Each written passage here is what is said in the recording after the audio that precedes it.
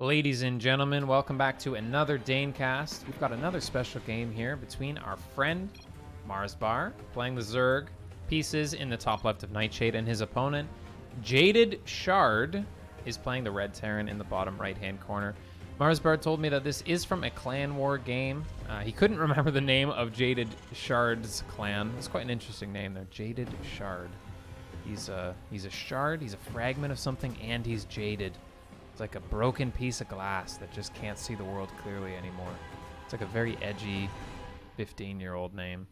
Against Marsbar, who's just a delicious chocolate bar. He's got a treat for us today, and we'll have to see how he chooses to play this one out. I know that Marsbar is known to be cheesy at times, but in ZvT, I think he plays quite standard a lot of the time. He's definitely doesn't feel like there's as much he can get away with in ZvT as in ZvP, so he plays it a little bit more straight up. So I am expecting that maybe we might get a somewhat stable game state from these two players, but it really depends what JadedShard decides to go up for.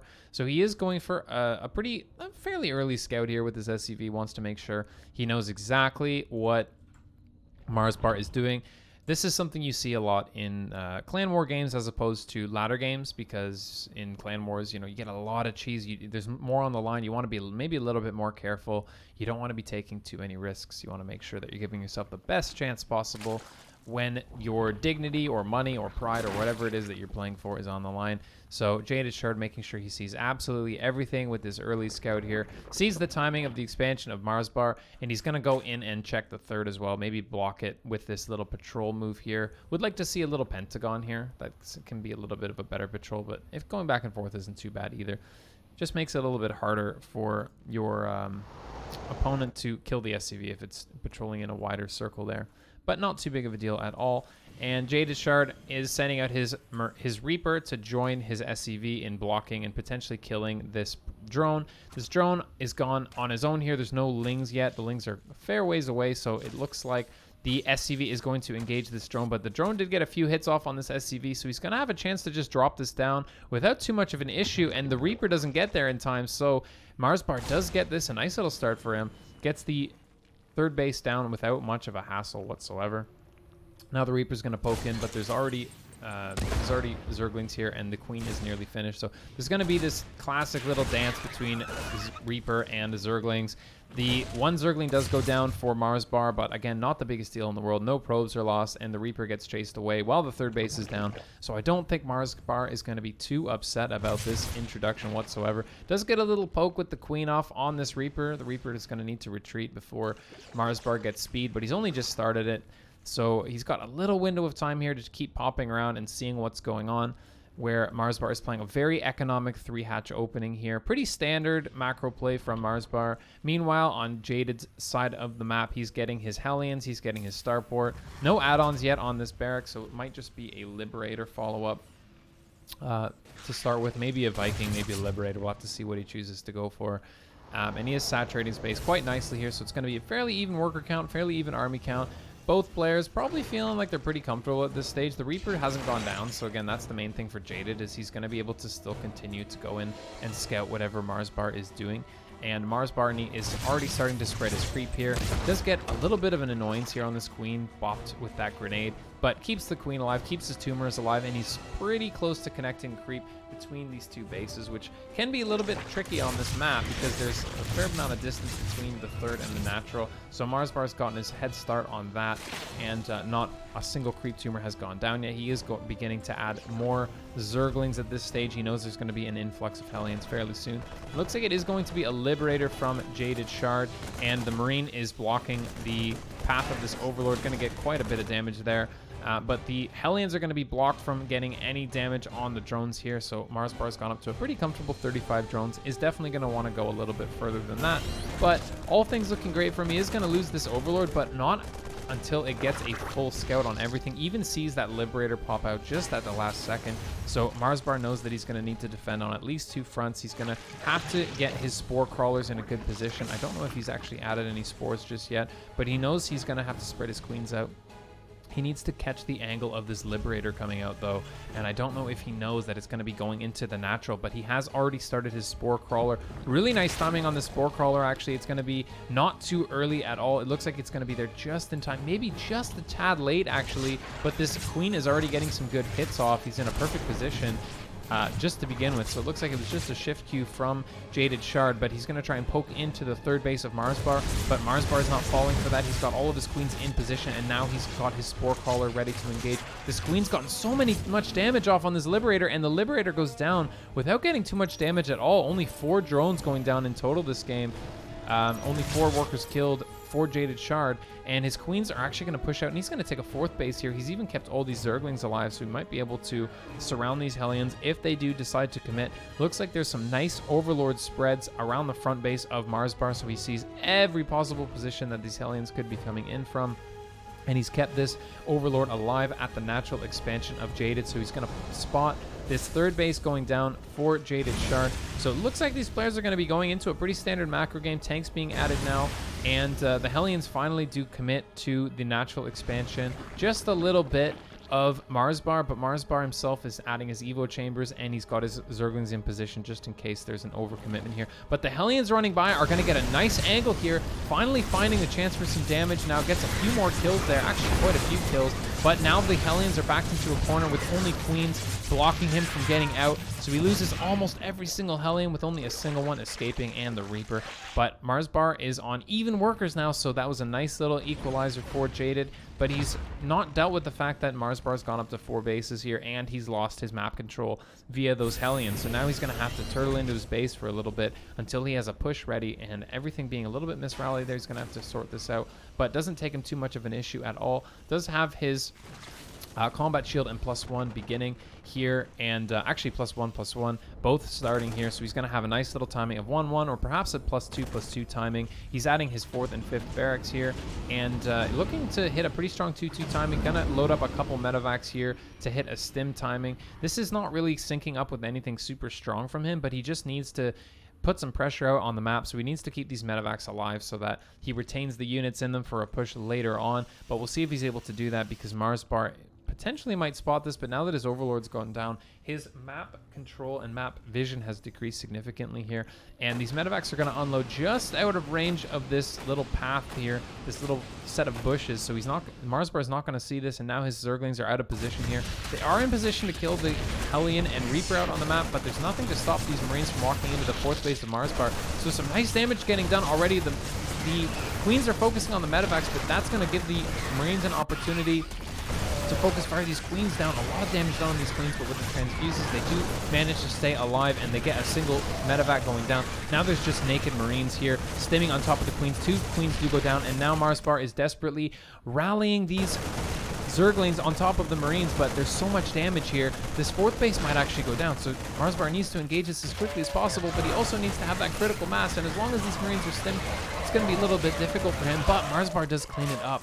Those Marines getting a little bit too low there after so many stims without medevac support. So nice patient play from Marsbar, picking off those medevacs and then engaging with the remainder of his Zerglings. He is going to finally morph some Banelings here to help him deal with the next wave of Marines that he knows is coming. And now this push from Jaded, since he's lost so many Marines, he did a decent amount of damage there, going up to 19 workers killed this game. However, his pushes have lost all of their teeth because he's lost both the medevacs and he's lost all of his Hellions.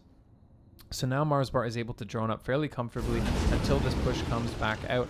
So JadedShard is going to leave all of his tanks at home. With this 1/1 timing, he's going to move his 2 medevacs out, probably to the same position, knowing that this was a strong point of entry for him. Going to scan in the main, might just get a little bit of a scout there, but also might trick Marsbar into thinking that that's where he'll be attacking. But Marsbar's got pretty great map vision, so not too many blind spots from him. And now that the Queens are in position over here in this blind spot, these Marines are going to have a harder time getting into the 4th base here. Queens being the barriers for entry here, and now there's quite a large Hydra Ling Bane force from Marsbar out at the front between his 3 bases, and as long as he keeps these on a hockey, he should be able to engage this pretty quickly here. Now there's only Marines against Thing Queen Bane, and it's going to be difficult for even the Marines to get a single Overlord here. The Queens spreading their creep out into this blind spot, so they're not going to have to stay here the entirety of the game. And as long as he keeps this Overload alive, he should be able to engage this, but this Cliff is going to be a strong position for these Marines to engage to. Nice patient play from Jaded here, getting as much pressure done as he can with just a couple of medevacs, but as soon as Marsbar splits his army up to the high and the low ground, he's going to force a retreat from these medevacs, and a single attack from this Hydralisk gets off, but the medevacs are already retreating, so they're going to stay alive. So nice play from Jaded, actually keeps this pressure drop alive without losing all of the Marines inside of it, which is the crucial thing. He needs to retain these units so that they can keep on putting pressure later. Looks like he's going to fly right over top of this Zergling and fly towards the natural expansion of Marsbar, but he's going to unload, realizing that he's been spotted, and maybe just clears the units from here. He wants to kill this map control bit. He wants to kill this Overlord. He wants to kill the Zerglings so that the next drop he does later will do a little bit more damage. But he's going to stem right in and try and kill some creep here. Gets quite a few creep tumors for his troubles, but there's so much energy on these queens. Marsbar is just going to remake these creep tumors pretty much immediately afterwards. He's got a lot. He hasn't been using too many transfuses, so he's going to be able to keep these alive. A medevac full of Marines does go down, so definitely not what Jaded wants from that, but he does get a little bit of creep denial here, so it's going to help him with his push when he does decide to push, especially if he gets that +3/+3 timing. He's got +2/+2 already, and he's got a fair amount of tanks and Marines. He's got even a couple of Liberators with this force, so he might be able to do a decent amount of damage here, but look at the amount of Hydralisks and Banelings from Marsbar. A swarm of Zerglings, Hydras, and Ling Bane are going to be something to contend with here, so Jaded is going to need to very carefully leapfrog his units forward. He's got quite a few Liberators now to protect his units. As long as he maintains a linear push, he should be able to be okay. But Marsbar might look to come from two angles, and if he's able to get a flank off, it could be a little bit of a weakness there. If he comes from two angles and all the Liberators are on one position, he might be able to get a better trade than he otherwise would. Marsbar now going up to 102 army supply to the 131 of Jaded. So Jaded looking like a very strong push here, looking to take his fourth base, but a counterattack with these Zerglings at the natural expansion are going to kill quite a few workers here. 15 workers going down for Jaded, and this is making things a little bit more difficult because now that he's moving out and he's setting up, he's taking a lot of economic damage here, going down to 52, and Marsbar does decide to engage. There's so many units here from Marsbar, but the Liberators sieged up are going to make this very difficult, and Jaded is very patiently getting rid of this creep and killing these forward tumors and queens here. Nice spread on these Liberators, creating quite an angle for him to engage this small section of the Zerg army here. And looks like Marsbar is going to commit to the side push here. There's quite a few Hydralisks going down, but everything coming in from all the angles from Marsbar is going to clean this up. It looks like there's so much overwhelming amount of Zerg force, but now there's another angle here for him to contend with. This tank gets a few good shots off, but Marsbar is going to clean up everything he can that's overextended, and then he's going to retreat and wait for the second wave. So Jaded here realizes that he's got to cut his losses here. He did a fair amount of damage here, but the army supplies are looking a bit closer now, with 88 army supply to 56 of Marsbar. And the longer this goes on, the better it's going to be for Marsbar. As he's on 4 bases, he's got 59 workers to 55 of Terran, and he keeps pressuring this 4th base of Terran. So if he doesn't let JadedShard get this 4th base mining, while he gets his 5th base up, he should be in a pretty decent position, but this is what it's going to come down to. He's got 2 fronts to defend, and he's splitting his Zerglings up on 2 different sides, but there's a huge wall of supply depots at the 3rd base of Jaded, so I don't really see how the damage is going to get done here unless he walks around, but because he's move commanded these Zerglings in, they're going to take so much damage from these tanks, but he does get a handful of them into the 3rd base here. He lost quite a few of them to the tank fire, but now quite a few SCVs are going to go down here. Actually, 20, 21, 22 total in this game are killed, but now 3-3 is finished for Jaded, and he might be looking to do another maxed out push. Marsbar at nearly half the supply here, not macroing as much as our Terran friend is here, maybe banking a little bit too much gas here. He needs to saturate his minerals because he wants to be able to spend that gas as quickly as possible so that he can have an army that can contend. But Marsbar is no slouch on the upgrades himself. He is up to the 3-3. He's getting his Ultralisk, and now he's got Lurkers with the upgraded seismic spines as well. So if he has to engage with Lurkers, it's going to be a lot better for Marsbar now. He's going to force out scans from the Terran, and he doesn't have that critical mass of tanks that you might want. He's only on 4 tanks now with this push on mostly bio here, and as long as these Lurkers get a good burrow here, a lot of this bio is going to go down for free, and the Hydras are there protecting it, even an Ultralisk to buffer for these Lurkers here, so not a bad situation for him. He has a better tech situation than the Terran does, but he's on 30 less army supply or more. So still not out of the woods yet is Marsbar. He would like to maybe Baneling bust these depots so that he can get some more damage into this third base. But Marsbar, ever the aggressor, is always looking to do damage himself. He's not looking to defend. He's looking to put as much pressure on as possible. So he's going to take half of his army. He's burrowed the lurkers outside of the fourth base, and now he's running in his ultras and hydras into the fourth base of the Terran player. It's going to lure him out just enough to make it annoying. But if he is going to engage here, he's going to lose everything for free basically, because the Terran's got that fast Marine Marauder army. He's going to be able to pounce on this, and Marsbar losing quite a lot here. Not the best situation, but now the lurkers are going to take advantage of the Terran army being out of position, and they're going to burrow right on top of absolutely everything here. The stimmed bio might take a few good hits here from these lurkers, but everything goes down here for Marsbar, so definitely not a great situation. I think a little bit of an overextension.